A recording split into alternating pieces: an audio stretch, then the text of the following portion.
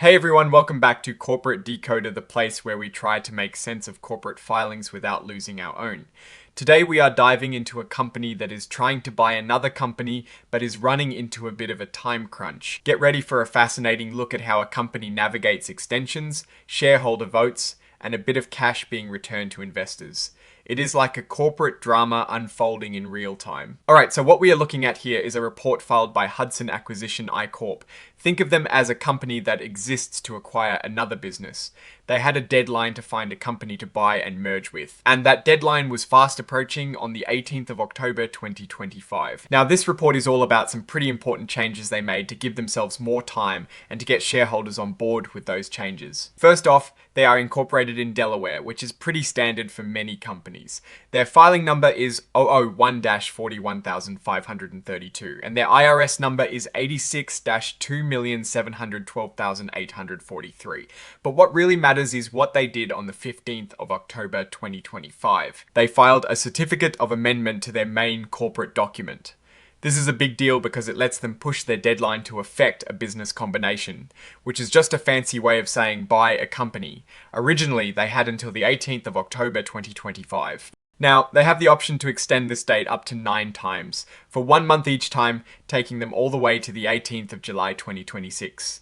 This gives them a lot more breathing room to find the right deal. And here is a really interesting part of this amendment. They will no longer be required to make monthly deposits into their trust account. This trust account is where the money raised from their initial offering is held until they acquire a company. So this change signals potentially different funding strategies or a need to conserve cash. Now, you cannot just change your corporate rules without telling your owners, the shareholders. So they held a special meeting on the 15th of October 2025 to give you an idea of how involved the shareholders were. On the record date, there were over 2.1 million shares of common stock outstanding, and about 96% of those were represented at the meeting either in person or by proxy. That is a really high turnout, showing a lot of interest and engagement from the investors. The first big vote was on the extension amendment proposal itself, and guess what? The shareholders overwhelmingly approved it.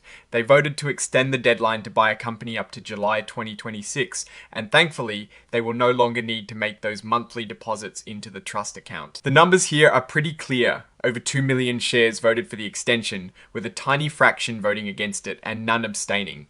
This shows really strong support from the investors for giving management more time to find a suitable acquisition. Then there was the adjournment proposal. This is basically a backup plan, asking shareholders to allow the meeting to be postponed if needed to gather more proxy votes or clarify things. And again, this was approved with a massive majority. It is pretty standard to have this in place to ensure that all business can be properly concluded. Let us talk about the stock itself. The company trades under the ticker symbol HUDAU for units. HUDA for common stock, and HUDAR for the rights. These units are quite interesting. Each one consists of 1 share of common stock and 1 right.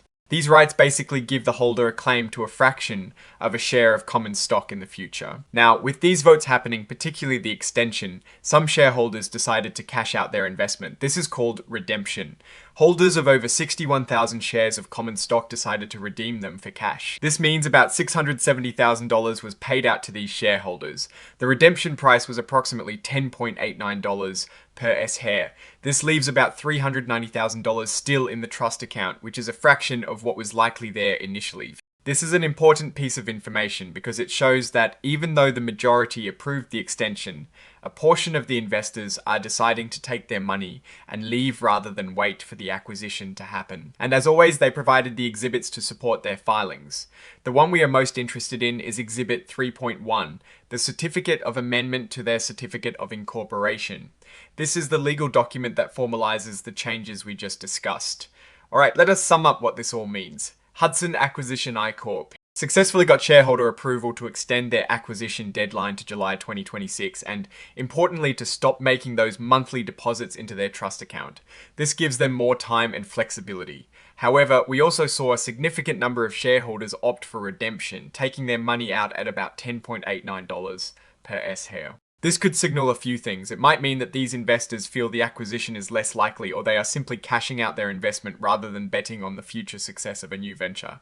Looking at the company S direction, they are in a holding pattern. The core strategy is to find and acquire another business. Granting themselves more time is a necessary step, but it does not guarantee they will find a suitable target. The reduced balance in the trust account after redemptions could also impact their leverage in future negotiations. A key risk here is that as time goes on without an acquisition, the initial capital might be depleted or eroded by fees, making it harder to close a deal. On the flip side, if they find a great company at a good valuation, this extended timeline could be a major opportunity. My take is that the shareholder approval for the extension is a positive signal that the majority believes in the management's ability to find a deal. However, the redemptions are a yellow flag. It tells us that not everyone is as confident. They need to act decisively and find a strong acquisition target soon. The removal of the monthly trust account deposits is a double-edged sword. It saves them cash, but also means their purchasing power might be more fixed, demanding a precise and valued acquisition. Ultimately, Hudson Acquisition Corp has bought itself more time, but the clock is still ticking. The real test will be whether they can turn this extended runway into a successful merger that creates value for remaining shareholders. Alright, that is our breakdown of Hudson Acquisition Corp. Slater's filing, what is your take on these numbers and what they signal for the company? Future. Drop your thoughts in the comments. If this analysis was valuable, hitting that like button really helps, and subscribe for more deep dives. Don't forget to check out the Discord in the description below. Thanks for watching, see you next time.